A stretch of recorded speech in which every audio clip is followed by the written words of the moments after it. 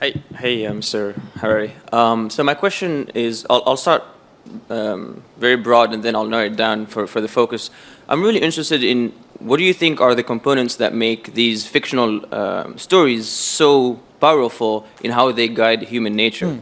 And then if I narrow it down, is I'm specifically interested in the self-destruction behavior of humans.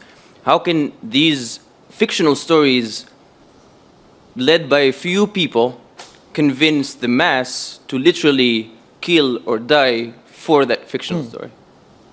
It again goes back to hacking the brain and hacking the human animal.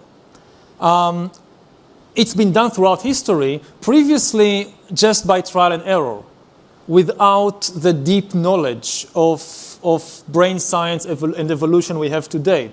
But to give an example, like if you want to convince people to persecute and exterminate some other group of people, what you need to do is really latch onto the disgust mechanisms in the human brain. Evolution has shaped Homo sapiens with very powerful disgust mechanisms in the brain to protect us against diseases, against all kinds of sources of potential disease.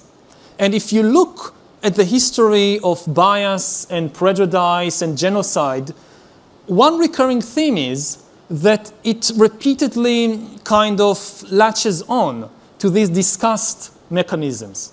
And so you would find things like women are impure, or these other people, they smell bad, and they bring diseases. And very, very often disgust is at the center. So you'll often find comparison between certain types of humans and rats, or cockroaches, or all kinds of other disgusting things. So if you want to instigate genocide, you start by hacking the disgust mechanisms in the human brain. And this is very, very deep. And if it's done from an early age, it's extremely difficult afterwards. People they know intellectually that it's wrong to say that these people are disgusting, that these people, they smell bad, but they know it intellectually. But when you place them like in a brain scanner, they can't help it. If they were raised, so we can still do something about it. We can still kind of defeat this, but it's very difficult because it really goes to the core of the brain.